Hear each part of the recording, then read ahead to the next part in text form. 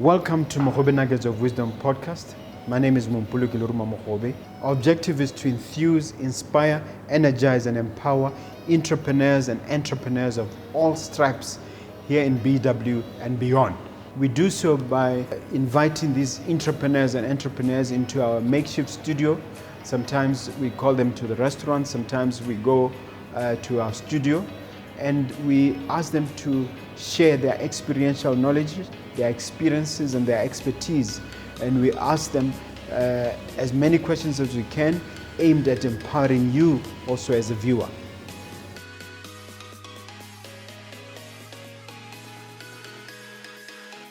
Hello and welcome to Mogobe Nuggets of Wisdom podcast, your favorite podcast where we seek to bring life-changing business education to you.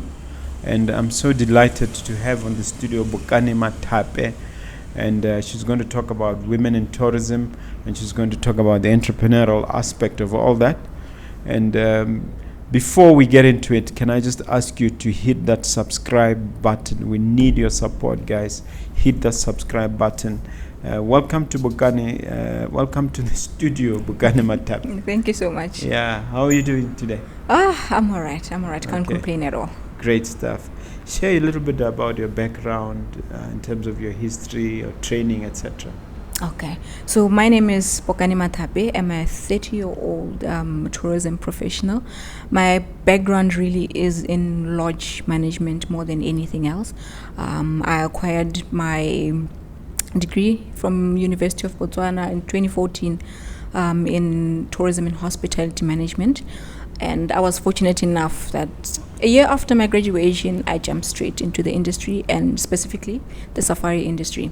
So that is generally about me. And at the moment, I am the founder and the president of Women in Tourism Botswana. Where in the safari industry did you jump?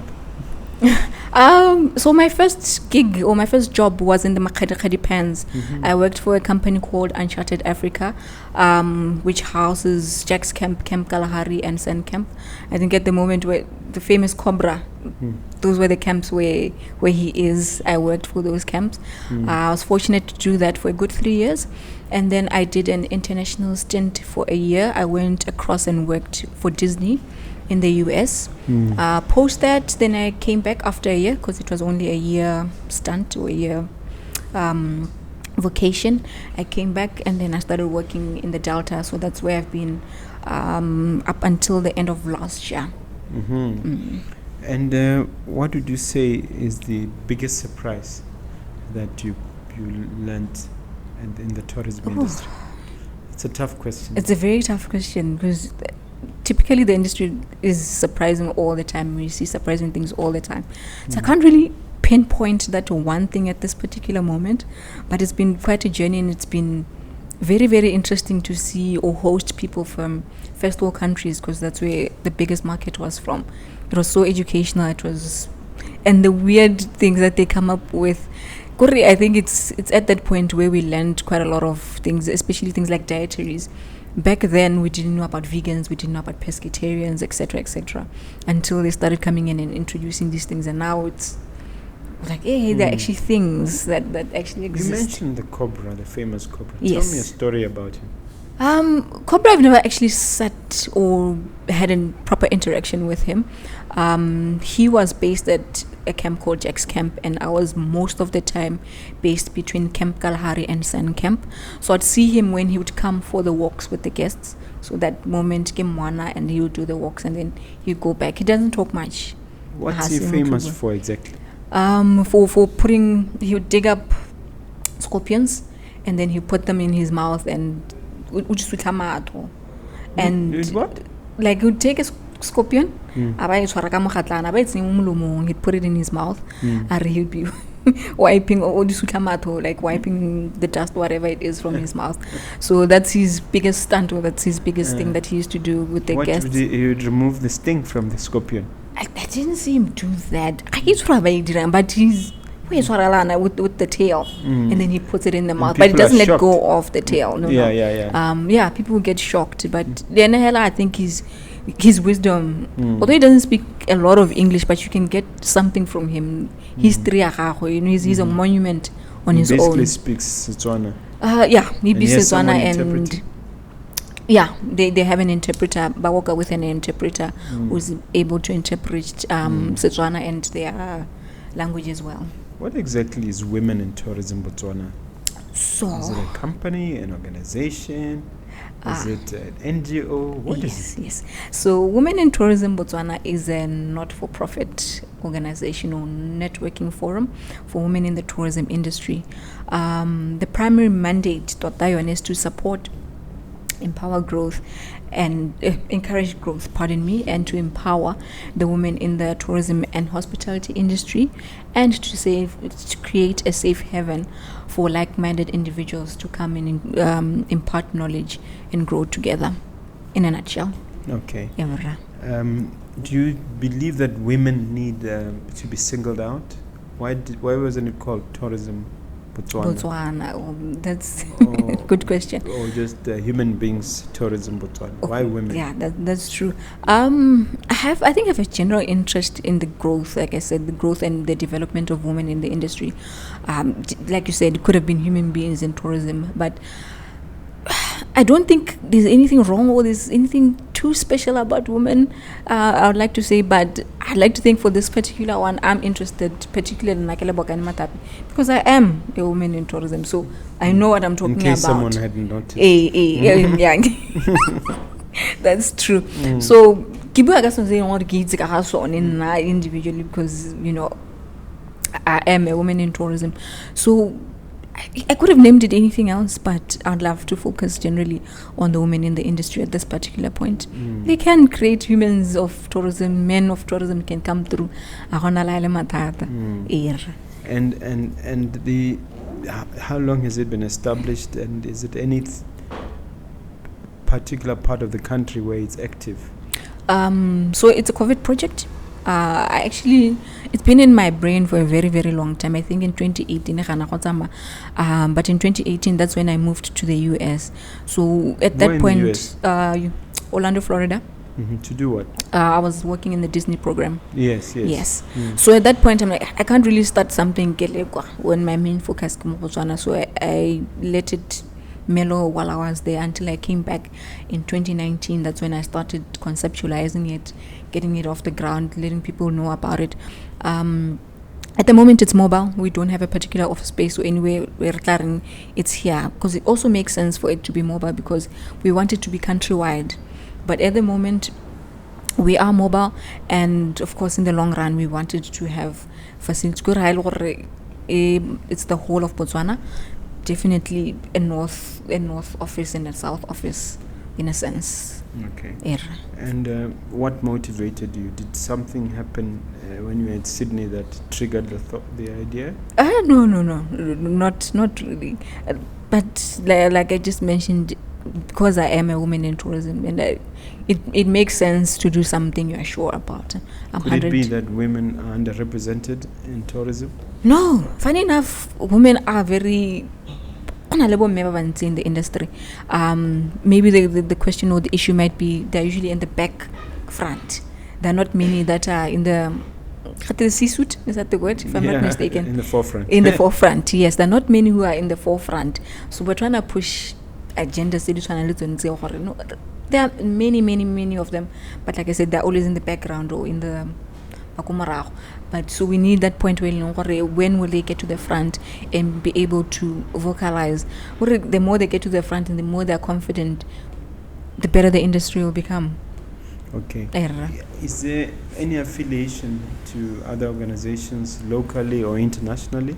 At the moment, we are members of an organization, Women in Tourism International Alliance, which that one is a global link of the women in tourism. They exist around the world. We also joined them during the COVID time, so we haven't really had that active membership with them. But because at some point we would love to become global or the world to know us, that will come at a benefit in the long run. Okay. Yeah. And in terms of local governmental bodies, are you not connected with any of them? At the moment, no, we are not connected with BTO any. BTO, BTO, the likes of BTO and the likes of HATA, they support us. So it's nowhere in paper or nowhere bound or affiliated in any sense. They support us whenever we do an event or we need some sort of advice or some sort of we can go to them. Their doors are always open. But the biggest support we've experienced so far is from the private sector. Definitely, all these big established establishments, they've come through for us very, very, very much, I must admit. Why do you dislike profit so much? Why non-profit? Non-profit keeps the world going round. Definitely. Because NGOs are meant to be impact-driven. So can't you be both impact-driven and profit-driven? 100%. But with this particular one, I wanted to be impact-driven. I thought about it, I'm like, Bokani, you really need to make money out of it one way or another. But with this particular one, I'm like, no, I want to create impact. And then in the long run... against losses? I mean, you should follow business principles. Definitely, we will follow principles. But I remember someone once said, build a brand, build a name, and this one, only the profits or the money, they'll come in the long run. As with a business, the first 3 years, the first 5 years, however long it takes, you will experience losses. It's a given, but in the long run, how can you make money? So very shortly it will become profit making. It will generate income to be able to sustain the organization. You'll stop calling it NGO, you'll call it just Women in Tourism Botswana, P2LTD. No. I'll still keep it as an NGO. Like you said, the money will be able to sustain the organization and its members. Are you able to attract funding better from overseas if you are an NGO as opposed to if you're a company? Could that be a consideration? It could be a consideration. I don't have the facts. I've never tried to source funding as of yet internationally. So I don't have the logistics or gananya at the particular moment. But it's an avenue I like to try, and I like to think our organization or our idea would be able to generate. How does the business model work? I mean, how do you pay employees and pay overheads? At the moment, all our ExCo team members are volunteers because we're just starting, and I did explain to everyone who came on board we're non-profit and we don't make money at the moment. So in the long run, we will be able to make money. We're supposed to make money out of membership fees. But of recent, I've discarded that idea. Because I've come to realize, or I've had a conversation with someone who made me realize, if I'm gonna make an impact, or if I'm gonna want to encourage SMEs or women in the industry, I feel like our industry has been affected of recent. Some people don't really have the income. Some people are scuffling around. So does it make sense for me to start charging them to be able to empower them? Charge them affordably. Charge them nominally. Makes sense. That I can do in the long run. But at the moment, I'd like to also bring in the numbers. As with every platform, if you have the numbers, it opens doors for you anyhow. So, yeah. What is the position, I know we touched on it, of women in tourism and hospitality industry? Would you back your answer with numbers or estimates? No, I can't back it with numbers, but we're slowly taking up shape because I can see quite a lot of organizational companies are very, are very forthcoming with career development or personal growth of women in the industries. From the top of my head, I can remember just right here on CBD Hilton, 80% of their top management is women. Wow. Botswana, CEO, a woman. Mathape, CEO, a woman. Botswana Tourism Organization, the CEO is a woman. Chobe Game Lodge, they are guys, all females. People like Bokani Mathape, who are lodge managers and who are women. You were at the top. So slowly but surely something is happening. That's good. So it's a positive situation in terms of women. Tell us about your lodge. Where is it? How does it operate? My lodge? Yes, you said you're lodge operators. Oh no, my background is lodge. Career-wise. And so you're full-time in this? Yes, I've just started becoming full-time in this. Okay. All right. Are there any stereotypes in the sector? What are the stereotypes, and which ones are not based on fact? Which ones need to be debunked? As with any other organization, stereotypes do exist, but we do need to challenge them by educating and for accelerating advocacy. But we are slowly, what you may call it, the boundaries are being challenged. What are the stereotypes exactly? Back in the day, or because like I'm saying, it's been challenged. So back in the day would have only male guides. Now we're seeing a difference. Only female guides, like I said, Chobe Game Lodge, it's only female guides, and after some establishments are bringing female guides. Stereotype becomes a department like housekeeping. You would generally know it as a woman-based department, but men are also slowly coming in. In the past, again, C-suite, GMs, generally were men, were coming in. These were the general stereotypes that exist. Or some positions are gender-based, but slowly there's that mixed masala, lack of a better word. Yeah. Because even pilots in the area. Thank you so much. Yeah, thank you. Yes, there are a lot of female pilots. When you go to Maung, Sivinoes, all you see is females flying pilots. So we're slowly breaking the boundaries. So are you saying the stereotypes are dying, or they've been challenged? They're being challenged. You're happy with the pace, or you think more can be done? I'm happy with the pace, but of course we can accelerate it more. But we don't want to overdo it. It's happening, and so I'd like to think it's good, and slowly but surely we'll get there. People are realizing there's noise about it, so me personally, soon enough I'm there won't be. opposed to quotas in terms of saying X number women, Y number men, whatever. Okay. What do you feel about that quotas? You think we should have quotas, or you're against it like me? Personally, I'm oblivious to the fact, lack of a better word. Sometimes I don't, as much as I'm running an organization that says women, I'm not really advocating. We also have to work for it. Yeah, so that status quota, like you're saying, maybe to a certain extent I am with you on a personal basis. Yeah. Are there any specific things that you want to mention, maybe 3 or so, that will contribute specifically to the empowerment and development of women?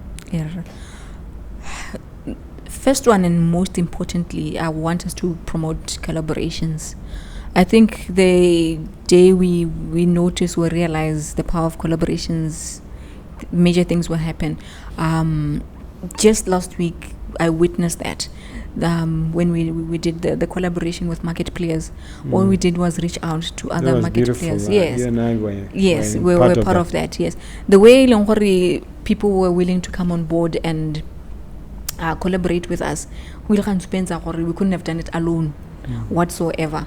So I think the moment we realize collaborations and bringing together people like an ecosystem, the better. You can't do anything alone. Now I'm for collaborations.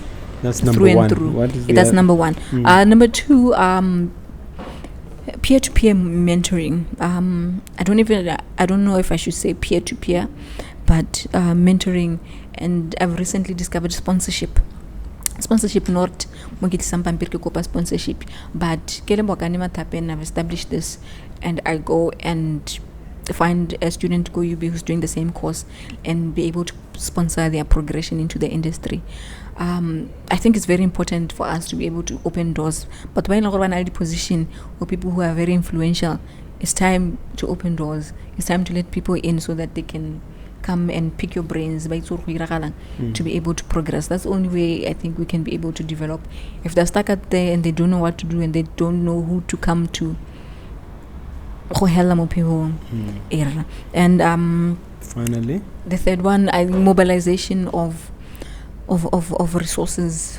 This particular one, I don't know how to exactly put it, but the more resources are available for us, the better we can do. As an NGO, I should be able to know or to have support resources to make this organization much bigger, a bit more people. Yeah. Let's talk a little bit about government. What government department are in charge of this sort of thing, and what government policies are in place to assist organizations such as yours to assist women in tourism? At the moment, the one organization that is quite supportive or comes through is Botswana Tourism Organization. It's a parastatal in a sense. Of recently, in what way? In what way are they supportive? Yes. They quite often, like for an organization like me, they offer things like sponsorship and they offer support to all of us. Of recently, but that was the ministry of our ministry. Which ministry? The Ministry of Environment. It's got a long name, it's disappeared, but the Ministry of Tourism, just to put it shortly, they've just recently released their revised tourism policy. Wildlife, tourism and environment, something like that. Yeah, it's quite a long one. They've just recently revised the policy. It was outdated. So Nikki put when it got done, or it mentioned a lot of stakeholders or a lot of people were brought together to be able to put together this particular document. I was not aware of when it even how I would have loved to have a contribution to it, but since it's on paper, it looks good. It looks good, it being on paper. So the actual conceptualization, I think. Which parts of the paper impressed you? The diversification of the industry. I agree, Botswana is solely 90%. Can even not say 90%? It's solely based on our safari industry. Yeah. So they want the product diversification. What else can we offer as a country? They also talk about the involvement of local people into the industry. They want a lot more of that happening because it's evident international people and they want to do away with such things because it creates things like leakages, which we're trying to prevent. And they also want to move things to more digitalization. That's the word. Because we do quite a lot of things in our industry. Evidently enough, you look at one in a first world country, how an establishment is run. You're talking about Disney? I could talk about, yes. I would say Disney because I have first-hand experience in that. But Hella International, it's a massive... It's a massive thing. But and it's profit-based. But we could go that direction. We're not only talking about Nice and Angel, but as a country. Yes. When are we doing things online? When are we moving things online? Those are the top 3 things that could come to my head at the moment. Okay. But that's what I saw from the policy. There's something about the industry that bothers me, which is that organizations are able to exchange money in foreign capitals or in foreign lands. It's only leakage. From start to finish. And there's very little that happens, that people just fly in and out.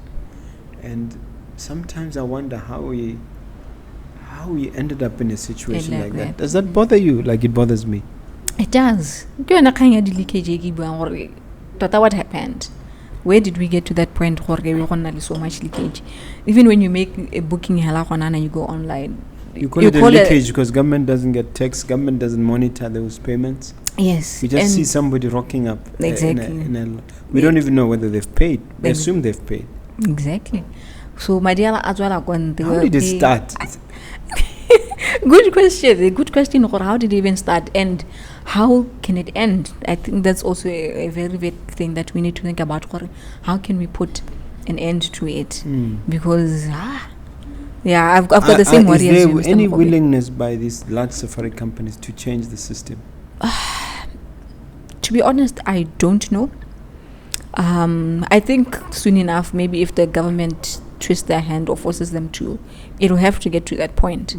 But I don't think anyone has said, no, I want to change the system because 1, 2, 3, 4. Maybe it's working for them. Yeah.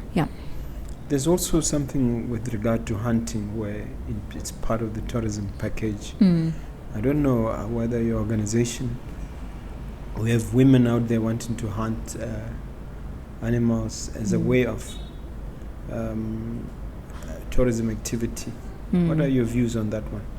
I am not aware of a particular group of women or anything who wants to do that. Usually when the But hunting, men do it a lot. yes, when the hunting activity happens, tota, it's usually men and it's usually individuals who want to do it. I haven't seen or experienced Gape hunting, tota, it's, I don't know if I should say it's done privately in a sense. Mr. Mogobe who's gone hunting. Usually it's international people who come and do it and then who leave the country. How do they get licenses to kill lions, for instance, or to kill elephants? No, obtaining the license, I'm not too sure how to obtain the license, but there is, do we call it a rule? I don't know if it's a rule, but hunting is allowed There's at a the season, moment. isn't it? There's a season, and there are concessions where hunting is done. It's not just so there's a season and specific places they take those particular bookings, and that particular activity takes place at that particular time. Yeah. And what is your take on it? Do women want to be part of that? Is a part of the equity effort, or do you think they aspire to being able to kill these animals? These animals. In this particular one, I can't comment for the women. I can't comment for the women because I've never had no interest. No, I myself do not have any interest. Although, of course, there are pros and cons to the activity, but I myself, I don't see it happening. I personally won't go on a hunting safari. But as for anyone else, each one I don't their know own. whether the men take their women along when they go on these safaris. When we see the photos on social media, I now and again, but I've seen these photos. They look at something that happened in South Africa or somewhere else. I haven't seen photos here. When I'm sitting next to the giraffe, whatever animal they've come to hunt. Okay. Are there any tourism sites that sort of completely wow you, where you say to any viewer out there, that guys, you have to put this in your bucket list. This you haven't lived until you've experienced this. Any sort of a few experiences you can share? Definitely. Maybe this is a bit biased, but I get it now. But definitely the Makgadikgadi pen. Why? Because you just think it's a pen. There is so much to that. It's actually called the Great Big Nothing, and the fact that people Big Nothing. Yeah, the Great Big Nothing. The fact that people come from all over the world, pay so much money to come see nothing. What hell on that concept hell on its own. That is just mind blowing on its own. Because you can go to a place where people have argued if the earth is round or if it's square or whatever shape the earth is. I thought that is settled. Okay, I don't know if it was settled or not. Yeah. But having been to right in the middle of the pens, now I can say it's round. That one I can, because literally you can see that.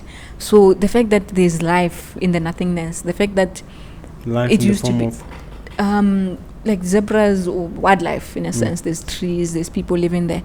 The migration, is the second biggest zebra migration that happens in the Makgadikgadi pens. Tell us about that. People don't know about that. The second biggest migration. Kanda was the first one. I think the first one is in. I should get The my elephant. facts right. No, the country. I think it's in Kenya. Oh, okay.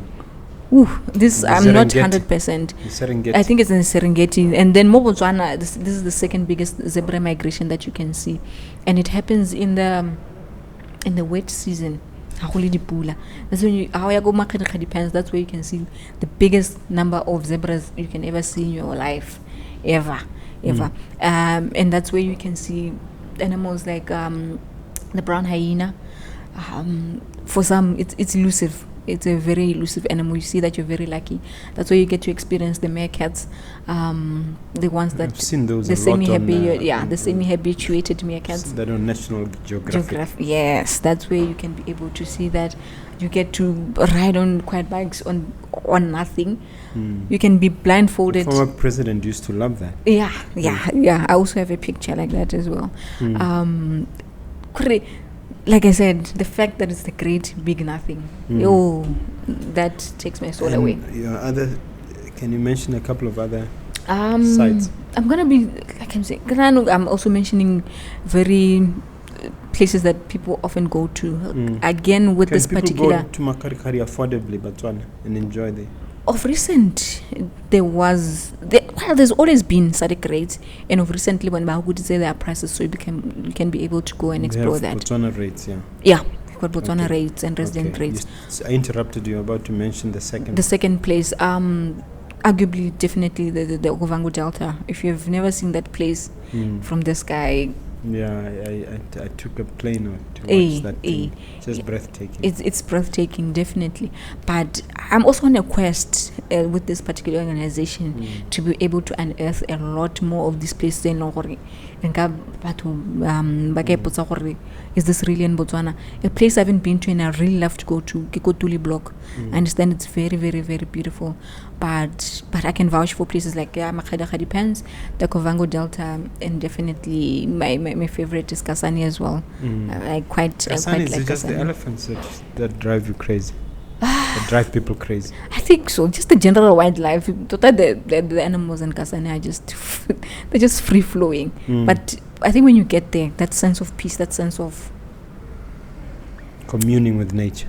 it is definitely yeah, there. And yeah. I think they've made a very good deal. Kagodira that FNB Kazungula Marathon there. Okay, you've now touched on a subject I was about to talk about, the FNB Gazungula Marathon. Tell us the whole thing. What is all this about? All right. I can say this from the top of my head because I'm not part of the organization or organizing team, but they're running I think the word to use is it's a form of sports tourism. That's how I'd like to name it, because a whole lot of people were gonna go to the FNB Kazungula or the newly built Kazungula Bridge to be able to run a marathon there. I'd like to How long is actually. that bridge? I don't even know how long it is and how long the 42 kilometers will be achieved. But it's something I'd like to pick Obet Morgan's mind. How did this concept come about and why? But I would love to commend him because it's going to revive the tourism in Kasane. Kasane And was it's going to be an badly annual hit. event. I hope so. I hope so. I hope so. I hope And it will be. FNB is sponsoring a big chunk of it. Yes, this particular FNB is definitely sponsoring a big chunk of it. I hope it's actually one annual. of the most beautiful bridges in this part of the world. Exactly. In fact, And in you the can't world. wait to go see it and participate in this particular marathon. We are going, myself and the vice president, we are going to support this because it's spectacular. It's sports tourism and it's new. Okay. And it's I exciting. didn't know you had scored the vice president's attendance. Oh, you're not the vice president of Botswana, pardon me. The vice president of Women in Tourism. Oh, I see. Okay, but I don't think it'd be too difficult to ask the VP to come along. No, I don't even think so. HE. Yeah, If they I feel that think they should grace this event. It's definitely a 1 in a million. What are the long-term plans of WIT, Women in Tourism? Right. So I'd love I'm talking 10, 15, 20 15 years. years, even. yeah, and more. People have shouted at me for being very short-minded because I like working things now. But in the long run, I want this organization, like I mentioned earlier, to be big enough for a north and a south office. Should I say office? There's a word I'm looking for, but it's not coming to me. I wanted it to be big enough for the whole of Botswana, and I wanted to be big enough to be able to compete. Not really compete, but to be able to showcase on national or global platforms. I want this organization to be big enough. The minister, this week, what are we doing? How can we make a difference? That's how big I want it to be. I want to be big enough to be able to do things like these podcasts where we can be able to pick brains of women every now and again. Probably have them on site, on different sites. Exactly, on different sites, on platforms like magazines, showcasing them in how TV series. We're actually doing a TV series this coming week. Already I'm finding a way to document these women that are in the industry. Tell us more about that. The TV series. So I've collaborated with a local TV production guys and Chobe Game Lodge. They're the first one to come on board. We want to showcase, in short, and simply, what it means to be a woman in the industry. You'd come, get into a hotel, you get into a room, you see your bed made. Do you know the process of what goes in there? So You see your what? Like your bed made. Yes. Like a room is already done. Yeah. And I don't think I guess all of us read Lola. Eh, You know how to make but- a bed from home. Okay. No, I mean just generally you find your room is made, but some people don't know what the process is. How many rooms do they do in a day? How do they make the process faster? 20 rooms in a day. What ways does she do it? Also, I want to educate the people in Ghana. There's someone who's probably at school at the moment. They might be doing the tourism course, but they don't know their route or their niche. They can watch this particular TV series and say, hey, no, housekeeper, this is what you can do. Oh, front office, this is what is entailed. Maybe this is my route. Oh, a travel agency, this is what they do. Maybe that is my route. Or someone who is generally in the industry and they've been, for example, a housekeeper for a couple of years and haven't thought about moving. Maybe they will see this and actually, front office, or to be a guide. Maybe I should try to be a guide. So it's just basically an educational. I want to educate people about what it means to be a woman in the industry, just being in her shoes. Okay. And you're targeting what, schools, secondary schools, or you're looking at tourism schools? I mean, these are chef school, whatever you call them, these hospitality schools. No, this one is targeting, like I'm saying, anybody and everybody, especially if you are in the industry who are interested into coming into the industry, be it only a student, a university student, or be it they're in secondary and want to go into tourism, be it you might be an owner of an establishment and you might see something on that particular show that can change your mind about the way you run your business. It's broad. It's broad. Anyone who's interested in the tourism and hospitality industry. And in terms of other parts of the continent, are you having any collaborations? I've seen, for instance, some tours covering, 4 countries: Namibia, Botswana, Zimbabwe, and Zambia. How are you collaborating across SADC?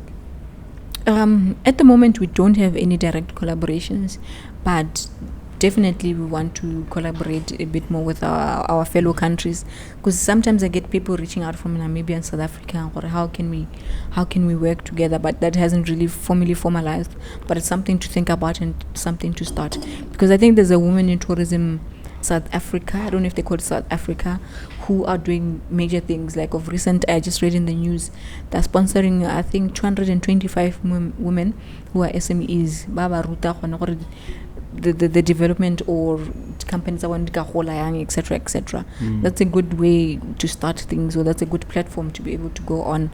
Benchmark, how can I make a difference not only to people in Botswana, but SADC region and eventually, of course, globally. Okay.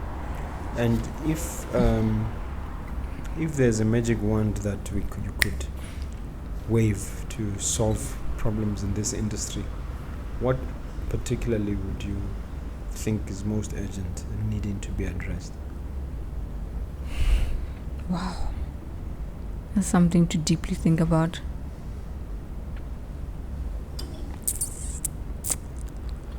No, I have to really think about, because this is a magic wand. I really want for it to really work for me, so I don't want to just say anything.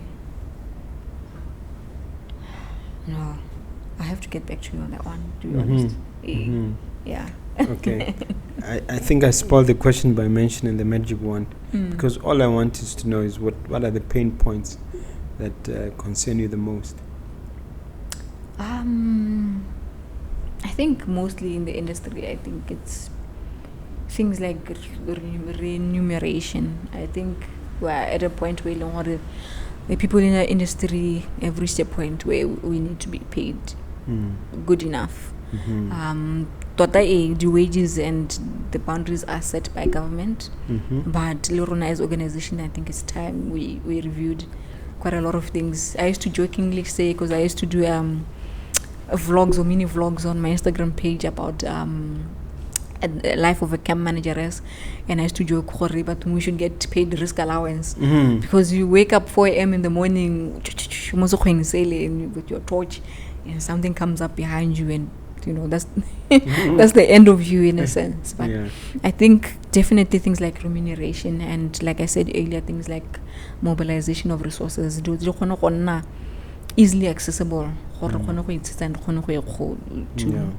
to make us grow, and more open door policy. The day I become someone, I think I'm the one person who's going to advocate for that. Yes, it can be chaotic, but it could really save a life.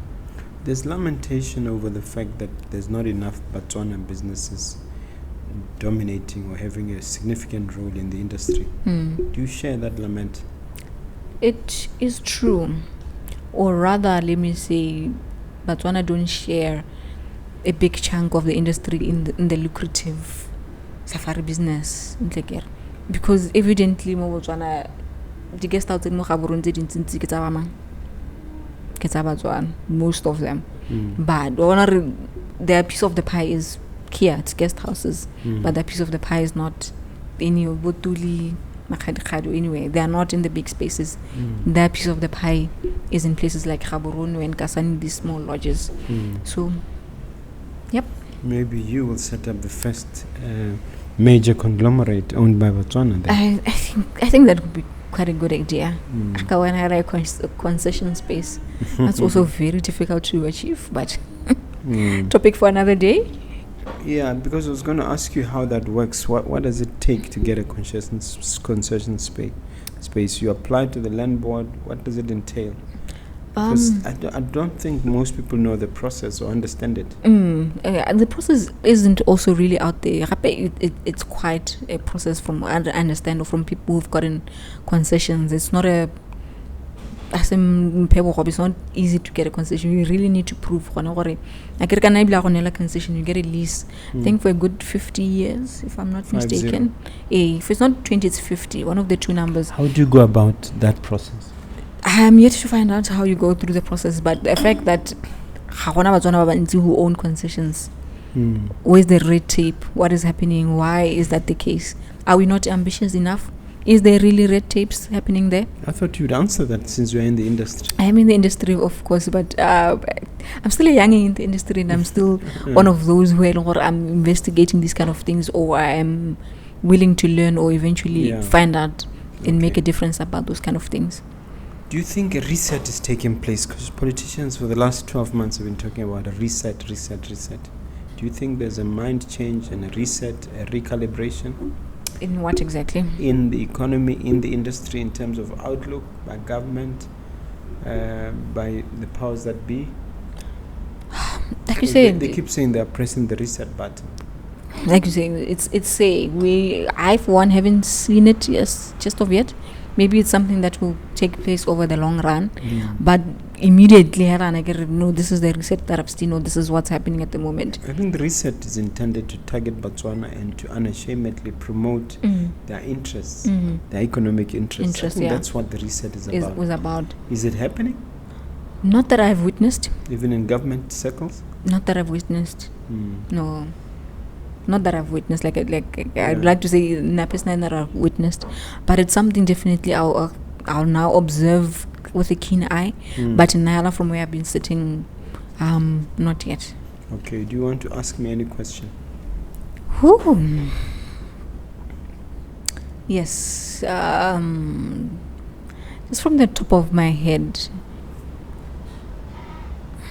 Earlier you said, because you're someone who's very, from what you own, profit orientated, and you suggested I for one go that route. Any particular reason why you think that? Why do you think profit is important more than impact? I think for you to be able to impact other people positively, you have to positively impact yourself first. Okay. In other words, for you to give, you have to have. So I think it's biblical, it's in the Torah, it's in all the great books, that the good Lord wants us to be blessed. He wants us to prosper, and once you prosper, you should not keep it to yourself. You should then be able to share it with other people. But for you to prosper sustainably, you can't be I think the right word would be mudidi.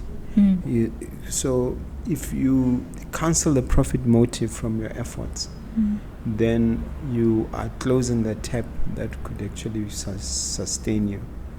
I believe that, yes, there's something to be said for NGOs, insofar as they funnel money from successful companies or from successful entities to pursue other causes. But NGOs of themselves, which are self-sustaining, have to be run on business principles. And for that to happen, the profit motive should not be kicked out. Even if you remove the word profit, but at least talk in terms of being able to meet all your costs and being able to make 10% more the next year than you did the previous year, so that there's growth. So I am a strong believer, especially coming from the background of business, that there's space for altruism, there's room for philanthropy, but still that has to come from industry, from generation of income as a minimum. That's what I believe, based on my experience, based on the gurus that I study, that I follow, and based on the good books. All the good books promote profit, talk about the importance of profit. Yeah. Cool. Definitely something to think about. Yes. Okay. Thank you. All right. I think we've completed our conversation. Yes. Any last words? Is there anything that you want to share with the viewer there? Words of encouragement as we wrap up? All right. That's your camera there. All right. Thank you so much, Mr. Mogobe, for hosting me today. And thank you to everyone who was watching today. Generally, I'm a believer of doing whatever it is, wherever you are. Start and do whatever it is that you want to do and have to do it. Like I always say when I end my conversations, my name is Bokani Mathape, and if I were to leave a legacy, this will be it. Okay, that's beautiful. Do you want to share your social media contacts and addresses? Yes. Even contacts that they can reach you if they want to talk to you? All right. Yeah. All right. So for social media, we are on Facebook, Women in Tourism Botswana, Instagram, women_in_tourism_BW, or you can just simply search Women in Tourism Botswana, it will pop up. And we are also on WhatsApp or phone call 76047-121, and we also have a presence on LinkedIn, which is Women in Tourism Botswana. You can reach us on all those platforms, and we'll be sure to get back to all of you. Thank you. I forgot to ask you one quick one. Yes. Whether there's any pending major activity beyond the Kazungula Bridge, anything that is that has been cooked, that is in the offing. with us, yeah. So we very often do quite a couple of activities that allow women to come and network and come together. Next in the pipeline, we have in the month of March, celebrating International Women's Day. Last year we did the first one, which is an annual high tea that we do in collaboration. What is high tea? I'm drinking tea, yes, but yes, explain. And you drink tea and you are dressed in your nice and fancy garbs, but we just don't come and do that. The golf course. No. The last year one we had it here in Hilton Garden Inn, where we had the minister come through and join us, where we have impactful conversations and panelists coming through, and it was a symposium in a sense, the one we had last year. March? This year it's going to be on the 19th of March. 2020, but prior to that, and as a hype up to this particular high tea, we're going to have what we're going to call a International Day, Women's Day tutu walk. So it's like a walk with a cause, and we invite both women and men to come.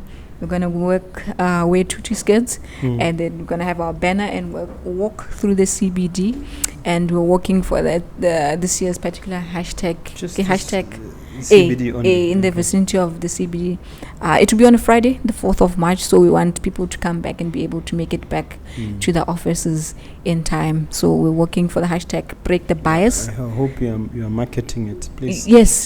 share the the flyers with us, so we can Yes, help we can do promote that. Yeah. No, we're definitely pushing the fires, and we're definitely pushing for men to come through, because the hashtag is break the bias. it. So that particular thing will have that fun aspect into it. After this one, what else? What's next? After The March event. after the March event, April, we're gonna have I like to call it a varsity career day, where we're gonna invite students from the various varsities and come and have different people from the industry to come and have a talk with them. One of our ways, guide. Some people are, like I said earlier, but don't know which way to go. So if we're gonna have different careers or different agendas, roles rather, in the industry to come there, but they can come and ask questions So however you and have whatever. an activity for every month. I try to do that. Okay. I try to do that as Okay. much as possible, All so right. that the thing is active and we keep some sort of Wonderful. You've been a activity. great guest. Thank you very much indeed. Thank you so much. It was lovely. Okay.